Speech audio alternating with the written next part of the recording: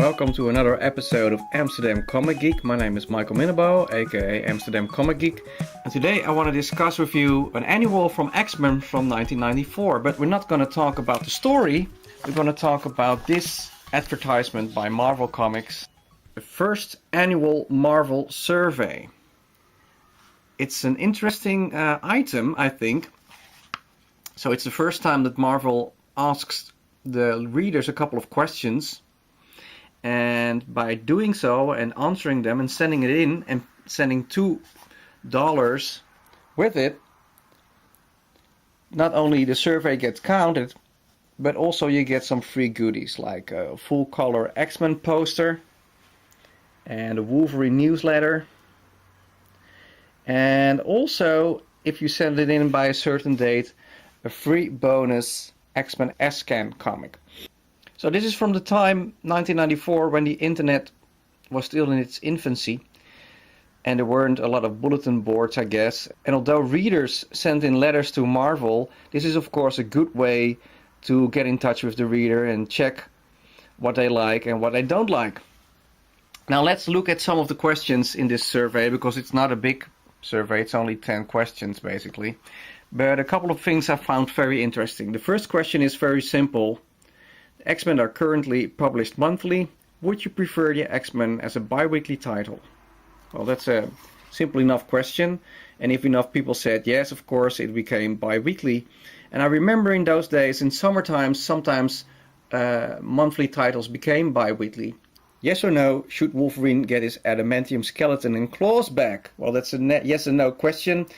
I think a couple of months before, it was Magneto who extracted all the adamantium from Wolverine's body, and all of a sudden he has bone claws, which apparently he already had before that, and then the adamantium was crafted on top of that, but that was like a big reveal. So personally I prefer the classic Wolverine look and not these strange bony thingies, but then again maybe you really love the fact that he already had bone claws before he got his adamantium, you know, if you're a Wolverine fan. Anyway, so for me that would be yes, bring back the adamantium claws, please. Do you think Spider-Man should stay married or get a divorce from Mary Jane? Stay married or get a divorce. So this was 1994. Pete and MJ got married in 1987. So only like 7 years into the marriage, Marvel was already contemplating getting rid of them, getting rid of the marriage.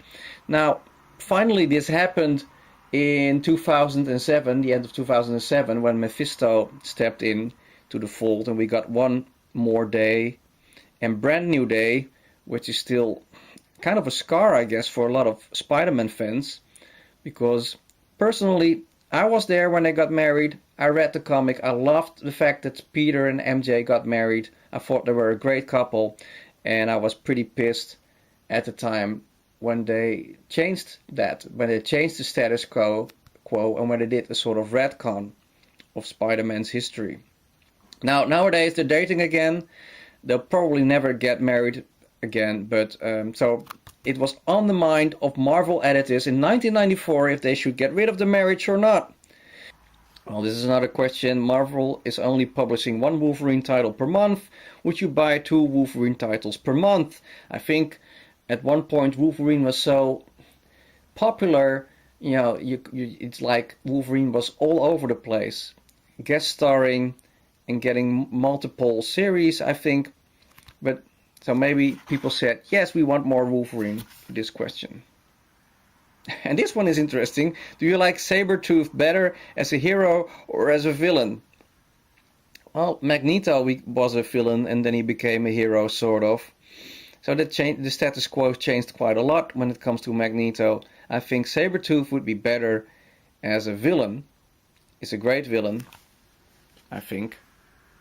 And like the opposite, well, he's like Wolverine, but then the bad guy. And I think we should keep him that way. But I'm curious what your answer to these questions would be, for starters. Now this is interesting also. I think all these questions are quite interesting because they give an insight into what Marvel was thinking at the time. Who are the 3 X-Men characters you would most like to see get their own monthly title? Well, that's a good question. What would I answer to this question? Well, Wolverine, but he already has one. So I think Rogue, not just a miniseries, but I think he's an interesting character. I love Rogue. Well, maybe Nightcrawler would be interesting to have a solo series, although at the time he was a part of Excalibur, and those stories were pretty good. Maybe Kitty Pryde though, because I have a soft spot for Kitty, but you should do something with the character then. She can't just stay at Xavier's School of Gifted Youngsters. Maybe she should travel across the world or go to Europe or something, and then that could be an interesting mini-series. Oh, here's a question that's pretty relevant. Would you like to see a marriage between Rogue and Gambit? Yes or no? Now, as you probably know, they got married a couple of months ago. I'm not sure how that marriage is going, because I'm not really reading the current X-Men comics, but yeah, those guys are married at the moment. I'm not sure if I ever found Gambit and Rogue to be a great match. I've got a picture of Gambit right here in an X-Men comic. I've never been that fond of Gambit as a character, sorry to say. I know he's quite popular by a lot of people, but I never clicked with him that much as with the other X-Men. Some of the X-Men characters I really like, but Gambit is not one of them, sorry to say. And it's hard to explain why exactly, because like I said, I love Rogue. Rogue is a cool character. I love Wolverine. And I love Storm. And Kitty Pryde is cool. Colossus is a cool character, and Nightcrawler is cool. There's a lot of cool X-Men, but to me, Gambit is not one of them. So him dating Rogue, or being married to Rogue, I don't know. But who am I to judge, man? Which Marvel character would you most like to see get their own 2099 title? Well, I think that 2099 is pretty much in the past. I wouldn't have an answer to that question. Who's your favorite Marvel superhero? Well, that's an easy question. Of course, that's Spider-Man. For me, that's Spider-Man. But who is your favorite Marvel superhero, and why? For me, Spider-Man is the most relatable hero ever. Most relatable superhero. I like Peter Parker as a person very much. Also like his powers and the way he looks. And I love his supporting cast. I think they really hit gold, or adamantium, or whatever you want to call it, when they created Spider-Man. I love the guy. I wrote a book about him. And who's your favorite Marvel villain? Well, I'm tempted to say Dan Slott, although he's not my favorite villain, but he is definitely a villain when it comes to, crippling Spider-Man and making everything that's great about Spider-Man fucked up. So, but that's not what they're asking here. And in 1994, he wasn't in play yet, so I couldn't have answered that question. I think my favorite Marvel villain is one of Spider-Man's rogues gallery, I guess. It must be the Hobgoblin or the Green Goblin. One of those guys. Although the Vulture, the original Vulture, is great as well. And Venom is quite cool.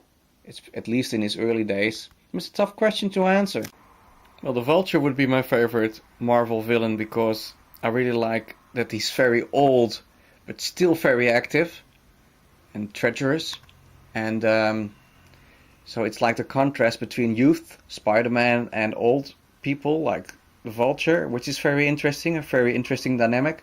Well, Venom is very interesting because he's like the dark side of Spider-Man, right? So he's got like this bad guy with Spider-Man powers, and also the symbiote is very interesting element in that character.